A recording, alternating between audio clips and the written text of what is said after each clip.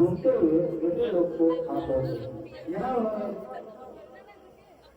उन अनेक योनियों में जन्म लिए हुए प्राणियों को सभी मनुष्यों को अपने कर्मों के अनुसार चल पीछे पीछे पीछे कर दे पीड़ितों को पीछे कर दे पीछे देखा किस हेकरा कर दे जो पीछे बैठल है से निश्चय ही हेकरा के प्राणियों की दुख दूर हो ऐसा उपाय मैं आओ जानना सब चाहता हूँ। ऐसा मन में विचार दे दो होने में दे दे सब कर दी सबको कर दो सबको वे श्वेत वर्ण चार भुजाओं वाले देव के इस नारायण को देखकर जिनके हाथ में शंख चक्र गदा और शंख थे तथा बनमाला से सुशोभित थे स्तुति करने लगे। भगवान का है आप अत्यंत शक्ति संपन्न हैं। मन तथा वाणी अभी आपको नहीं पा सकती। आप मद अंत भी नहीं है। आप निर्गुणात्मक स्वरूप के हैं। सृष्टि के आदि भूत एवं भक्तों के दुख के नाश करता है। आपको मेरा नमस्कार है। नारद जी से इस प्रकार की स्तुति सुनकर विष्णु भगवान ने बोला, हे मुनि, आपके मन में क्या है? आप किस काम से यहाँ आए हो? निसंदेह कहो। तब नारद जी ने बोला, मृत्यु लोक में सब मनुष्य अनेक योनियों में उत्पन्न होकर अनेक पाप कर्म से दुख पा रहे हैं। उनका दुख किस प्रकार दूर हो तो कहिए। हे नाथ, यदि आप मुझ पर दया कर रखते हो तो मुझे कुछ बतलाइए। मनुष्य के सब दुख थोड़ी प्रश्न और कैसे दूर हो सकता है? श्री विष्णु भगवान जी बोले, हे नारद, मनुष्य को भारी बाती तुमने बहुत अच्छा प्रश्न पूछा है। जिस कामना के लिए तुम मनुष्य मुंह से छूट जाए वह मैं कहता हूँ, उसे सुनो। बहुत पुण्य देने वाला स्वर्ग तथा लोग दोनों में दुर्लभ एक उत्तम व्रत है। आज मैं प्रेम होकर तुमसे कहता हूँ, श्री सत्यनारायण भगवान का यह व्रत अच्छी तरह विधि पूर्वक करने से मनुष्य धरती पर आयु वक्त दुख भोग कर मरने पर मोक्ष प्राप्त हो जाता है। श्री भगवान के वचन को सुनकर नारद मुनि ने बोला, हे भगवान, उस व्रत का फल क्या है? क्या विधान है और किसने यह व्रत किया है और किस दिन यह व्रत करना चाहिए? विस्तार से कहिए। विष्णु भगवान ने बोला, हे नारद, दुख शोक का नाश आदि दूर करने वाला, धन धान की वृद्धि करने वाला, सौभाग्य की और संतान की प्राप्ति देने वाला यह व्रत सब स्थानों पर विजय करने वाला है। भक्ति और सदाचार के साथ किसी भी दिन मनुष्य श्री सत्यनारायण को प्रातः काल के समय ब्रह्म मुहूर्त के में ब्राह्मण और बंधुओं के साथ धर्म पालन कर पूजा करे। भक्ति भाव से नैवेद्य केले का फल, शहद, घी, दूध और गेहूं का चूर्ण, आटा का लावे, गेहूं का चूर्ण, गेहूं के अभाव से साटी का चूर्ण भी बना सकते हैं और सब पदार्थों को भगवान के अर्पण कर एवं बहुत से ब्राह्मणों के साथ भोजन कराएं। तत्पश्चात स्वयं भोजन करे, रात्रि में नींद की आदि करे और आयोजन करे। सत्यनारायण भगवान का स्मरण करते हुए समय निर्दिष्ट करे। इस तरह व्रत करने से मनुष्य इस इच्छा से उसकी पूरी हो जाती है। विशेष रूप में सभी काल में भी भूमि पर यही मोक्ष का सरल उपाय है।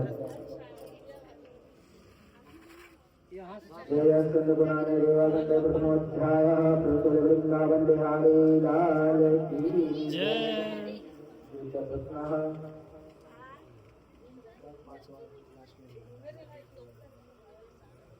सूची बोले, हे ऋषिगण, जिसने पहले से समय में इस व्रत को किया है उसका इतिहास कहता हूँ, ध्यान से सुनो। सुंदर काशीपुरी नगरी में एक अत्यंत निर्धन ब्राह्मण रहता था। वह भूख और प्यास से बेचैन हुआ नित्य पृथ्वी पर घूमा करता था। ब्राह्मणों से प्रेम करने वाले भगवान ने ब्राह्मण का दुख देखकर बूढ़े ब्राह्मण का स्वरूप धारण कर उसके पास आकर आदर से पूछने लगे, हे पितृ, तुम नित्य दुखी हुए हृदय पर क्यों घुमा करते हो? हे ब्राह्मण, यह सब मुझसे कहो, मैं सुनना चाहता हूँ। ब्राह्मण बोले, मैं एक धर्म का ब्राह्मण हूँ, भिक्षा के लिए हृदय पर घुमा फिरा करता हूँ। हे भगवान, यदि आप इससे छुटकारा पाने का कोई उपाय जानते हो तो विस्तार पूर्वक कहिए। वृद्ध ब्राह्मण बोले, हे पुत्र, सत्यनारायण भगवान मनवांछित फल लेने वाले हैं, इसीलिए तुम उनका पूजन करो, जिसके करने से मनुष्य सब दुखों से मुक्त हो जाता है। ब्राह्मण को वक्त का सारा विधान बतलाकर बूढ़े ब्राह्मण स्वरूप धारण किए हुए सत्यनारायण भगवान वही अंतर्ध्यान हो गए। जिस वक्त के वृद्ध ब्राह्मण ने बतलाया था, मैं उसे अवश्य करूंगा, यह निश्चय करने पर उसे रात भर नींद नहीं आई। वह सवेरे ही उठकर इस सत्यनारायण के व्रत को करने के लिए निश्चित किया और भिक्षा मांगने के लिए चला गया, क्योंकि उसे भिक्षा में बहुत से धन मिले, जिससे बंधु बांधवों को बुलाकर साथ उसने इस सत्यनारायण भगवान का व्रत किया। इसके करने से वह ब्राह्मण सब दुखों से छूटकर अनेक प्रकार के संपत्तियों से युक्त हो गया। उस समय से वह ब्राह्मण हर मास व्रत करने लगा। इस तरह सत्यनारायण भगवान के व्रत को जो करेगा वह मनुष्य सब दुखों से छूट जाएगा। इस तरह नारद जी से सत्यनारायण भगवान ने कहा हुआ है। यह व्रत मैं तुमसे कहा, हे बेटे, मैं और भी कथा कहता हूँ, उसे सुनो। ऋषि बोले, हे मुनीश्वर, संसार में इस ब्राह्मण से सुनकर किसने इस व्रत को किया, हम वह सब सुनना चाहते हैं। इसके लिए हमारे मन में जिज्ञासा है। तो जी बोले, हे मुनियों, जिसने इस व्रत को किया है वह सब सुनो। एक समय वह ब्राह्मण धन और ऐश्वर्य के अनुसार बंधु बांधवों के साथ व्रत करने को उदित हुआ। उसी समय एक लकड़ी बेचने वाला बूढ़ा आदमी वहाँ आया और बाहर लकड़ी को रखकर ब्राह्मण के मकान में चला गया। प्यार से उनके नगरहारा उनको व्रत करता हुआ देखकर ब्राह्मण को नमस्कार कर कहने लगा, आप यह क्या कर रहे हैं और इसके करने से क्या फल मिलता है, कृपया कर मुझे बतलाइए। ब्राह्मण ने कहा, सब मनोकामनाओं को पूर्ण करने वाला यह श्री सत्यनारायण भगवान का व्रत है, जिसकी कृपा से मेरे ये धन आदि प्राप्त हुई है। ब्राह्मण के इस व्रत का बारे में जानकर लगरहारा बहुत प्रसन्न हुआ। चरणामृत को लेकर और प्रसाद खाकर अपने घर को गया। अगले दिन लगरहारा ने अपने मन में निश्चय किया कि और यह संकल्प किया कि आज ग्राम में लकड़ी बेचने से जो धन मिलेगा उसी से मैं सत्यनारायण उत्तम व्रत को करूँगा। ऐसा मन में विचार कर वह बूढ़ा आदमी लकड़ी का जिस नगर में धनी लोग रहते थे उसी नगर में गया। ऐसे सुंदर नगर में गया, उस दिन वहाँ पर उसने उस लकड़ी को बेचकर अधिक दाम पाया और 54 द्रव्य मिलने पर वह बूढ़ा लगरहारा दाम लेकर आया और अति प्रसन्न होकर पके केले का फल, शक्कर, घी, दूध, दही और गेहूं का चूर्ण लाया इत्यादि मिलाकर सत्यनारायण भगवान का व्रत करने के लिए कुछ सामग्रियों को इकट्ठा कर अपने घर को आया। फिर अपने बंधु बांधवों को बुलाकर विधि से श्री सत्यनारायण भगवान का पूजन किया और उस व्रत के प्रभाव से वह बूढ़ा लगरहारा दस पुत्र से युक्त हो गया और संसार में समस्त सुख पाकर वैकुंठ धाम को चला गया। जय स्कंद पुराणे रेवा खंडे द्वितीय अध्याय वृंदावन विहारे लाल की जय। तदृत्य अध्याय सुधोवाच। सूची कहते हैं, हे श्रेष्ठ मुनियों, अब आगे की कथा करता हूँ। उसे पहले समय में दुर्गामुख नामक एक बुद्धिमान राजा रहता था। वह सतवक्त और जितेंद्र था। प्रतिदिन देव स्थान पर जाया करता था। गरीबों को धन देकर अनेक कष्टों दूर किया करता था। उसकी पत्नी कमल की स्वरूप सुंदर गुण युक्त वाली थी और सती साध्वी थी। पुत्री प्राप्ति के लिए भरतशिला नदी के तट पर उन दोनों ने श्री सत्यनारायण भगवान का व्रत किया। उस समय वहाँ एक साधु नामक वैश्य आया। उसके पास व्यापार के लिए बहुत से साधन थे। वह नाव को किनारे पर ठहरा कर राजा के पास आ गया और राजा को व्रत करते हुए देखकर विनय युक्त वचन बोला, हे राजा, भक्ति युक्त चिंतित से यह आप क्या कर रहे हैं? मेरी सुनने की इच्छा है तो आप कहिए। राजा बोले, हे वैश्य, अपने बांधवों के साथ पुत्र आदि प्राप्ति की इच्छा से यह महाशक्तिवान श्री सत्यनारायण भगवान का मैं पूजन कर रहा हूँ। राजा के वचन को सुनकर साधु आदर से बोला, हे राजा, मुझे इसके सब विधान बताओ। मैं भी आपके कथा अनुसार इस व्रत को करूँगा, क्योंकि मेरी भी कोई संतान नहीं है। मुझे विश्वास है कि इस व्रत के करने से निश्चय ही इस हो जाएगी। राजा ने सब विधान सुनाकर व्यापारी से मृत्यु योग से आनंद के साथ अपने घर को आया। साधु ने अपनी स्त्री को संतान देने वाले इस व्रत को सुनाया और प्रण किया कि जब मेरे घर संतान होगी तब इस व्रत को मैं अवश्य करूँगा। साधु ने ऐसे मन में विचार कर अपनी स्त्री लीलावती से कहा। एक दिन उसकी स्त्री लीलावती पति के साथ आनंद चित्त होकर संसारिक धर्म से प्रवृत्त होकर श्री सत्यनारायण भगवान की कृपा से गर्भवती हो गई तथा 10वें मास में उसने एक सुंदर गुण कन्या को उत्पन्न किया। दिनों दिन वह इस तरह बढ़ने लगी जैसे शुक्ल पक्ष की चंद्रमा ज्योति बढ़ती है। कन्या का नाम कलावती नाम रखा। तब लीलावती ने मीठे शब्दों से अपने पति से कहने लगी कि जो आपने पहले संकल्प किया था, श्री भगवान का व्रत आप क्यों नहीं कर देते हैं? तब बनी ने अपनी धर्म पत्नी को प्रिय युक्त वचन बोलकर कहा कि हे प्रिय, इसके विवाह के समय मैं इस व्रत को अवश्य करूंगा। इस प्रकार अपनी पत्नी को सुनाकर वो बाहर नगर को चला गया। कलावती दूसरी गृह में विधि को प्राप्ति हुई। साधु ने जब नगर में सखियों के साथ अपनी पुत्री को देखा तो तुरंत ही दूतों को बुलाकर कहा कि पुत्री के लिए योग्य वर को खोज कर तुम ले आओ। साधु की आज्ञा पाकर उस कंचन नगर में पहुंचा और वहां पर बड़ी खोज कर देखभाल कर लड़की के लिए सुंदर युक्त माणिक पुत्र को लेकर आया। उस सुंदर युक्त लड़के को देखकर साधु ने अपने बंधु बांधवों के सहित प्रसन्नचित्त होकर अपनी पुत्री का विवाह उसके साथ करा दिया।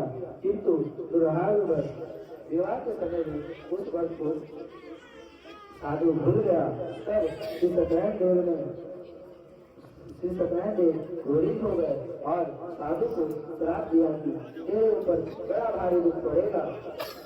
अपने कार्य में कुशल होकर साधु घर से अपने समाज सहित समुद्र के समीप तीर्थस्थल रत्नपुर नगर में गया और वहाँ दोनों ने ससुर और जमाई चंद्रकेतु राजा के उस नगर में व्यापार करने लगे। एक दिन भगवान सत्यनारायण की माया से प्रकृति कोई चोर राजा के धन को चुराकर भागा जा रहा था, जिससे राजा के दूतों ने को आता देखकर चोरों ने घबराकर भागते हुए राजा के धन को वहीं छुपाकर रख दिया जहाँ वे ससुर और जमाई ठहरे हुए थे। जब दूत ने उस साधु वैश्य के पास गया और राजा के धन को देखा तब वे दोनों को बांध कर ले गए और राजा के समय पहुंचते ही बोला, हे राजा, हम यह दो तो लाए हैं, जिस पर आप आज्ञा दीजिए। तब राजा ने बिना विचार किए उन दोनों को काल कोठरी में बंद कर दिया और उनका सब निर्देश छीन लिया। श्री सत्यनारायण भगवान को श्राप के कारण साधु वैश्य की पत्नी पुत्री एवं पुत्री भी घर में बहुत दुखी हुई। उनका घर पर जो भी धन रखा था चोरों ने चुरा लिया और शारीरिक मानसिक पीड़ाओं से भूख और प्यास से अति दुखी होकर अन्न की चिंता में कलावती एक ब्राह्मण के घर गई। वहाँ उसने सत्यनारायण भगवान के वक्त को होता हुआ आगे देखा। बैठ जाओ। फिर कथा सुनकर बैठ जाएंगे। तथा प्रसाद जगह लेकर बना ली तो आगे रात बैठा को लो। घर आई।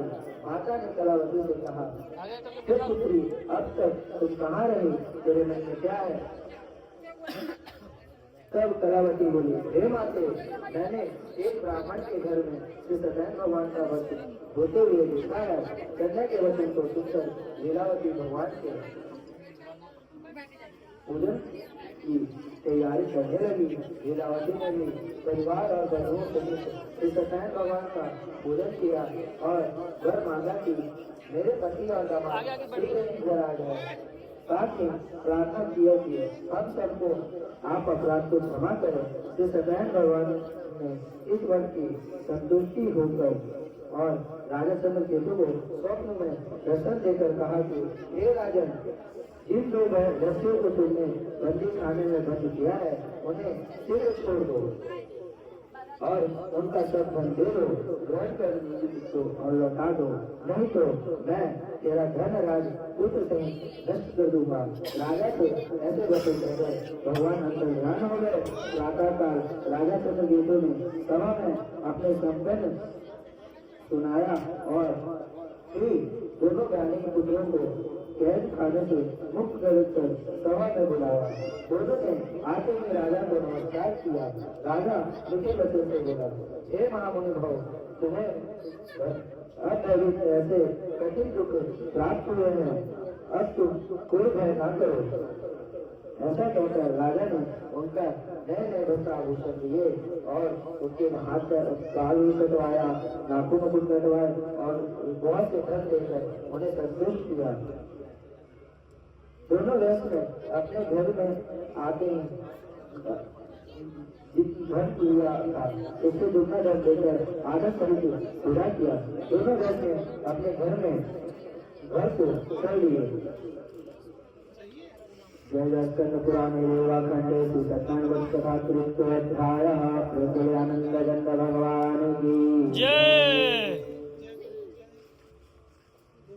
अथ चतुर्थोऽध्यायः। सुतोवाच, सुची बोले, वैसे मंगलाचरण पूर्वक यात्रा आरंभ की और अपने नगर को चल दिए।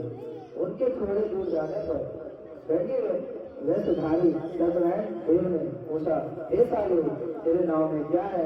अभिमानी बालक ने हंसते हुए बोला, हे धरती, ये क्या पूछते हो? क्या धन लेने की इच्छा है? मेरे नाव में तो केवल लता पत्रिका आदि है।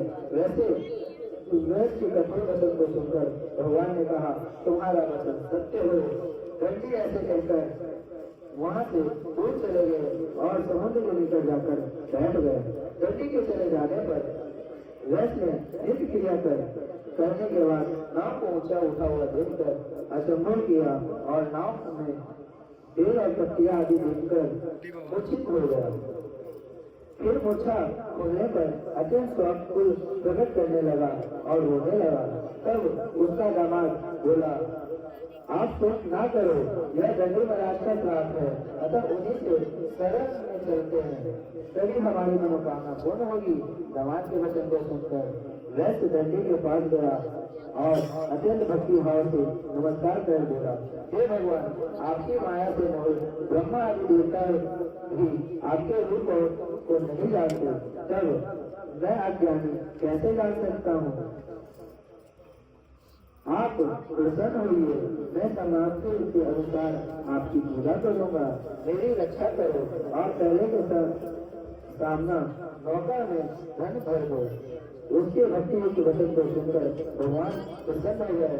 उसकी इच्छा अनुसार कर देकर अंतर्ध्यान हो गए। तब उन्होंने नाव पर आकर देखा कि नाव में धन से परिपूर्ण है। फिर वह भगवान के सत्यनारायण का पूजन कर साथियों के सहित अपने नगर की ओर चला। जब अपने नगर के निकट पहुंचा कर खोल के रखो, पीठ को मार देगा। दूध के साथ दूध ने साधु के घर जाकर उसकी स्त्री को नमस्कार कर हाथ जोड़कर कहा, साधु अपने दामाद को लेकर नगर के निकट आ गए हैं। ऐसे वचन को सुनकर साधु की स्त्री बड़ी हर्षित हो गई और सदैव जी का पूजन कर पुत्री से कहने लगी, मैं अपने पति के दर्शन को जाती हूँ, तुम कार्य पूर्ण कर शीघ्र आओ। परंतु कलावती माता के वचन को अनुसार प्रसाद छोड़कर पति को पार चले आए। प्रसाद को त्याग करने से सतदेव भगवान रुष्ट हो गए और उसके पति को नाव से जल में डुबो दिया। कलावती अपने पति को न देखकर रोती हुई जमीन पर गिर पड़ी। इस तरह मौका चलाने वाले भी आश्चर्य करने लगे, हे प्रभु, यह मेरे परिवार को दुख की हुई हो, उसे आप क्षमा करें। उसके इन वचन को सुनकर सतदेव प्रसन्न हो गए और आकाशवाणी हुई, हे साधु, तेरी कन्या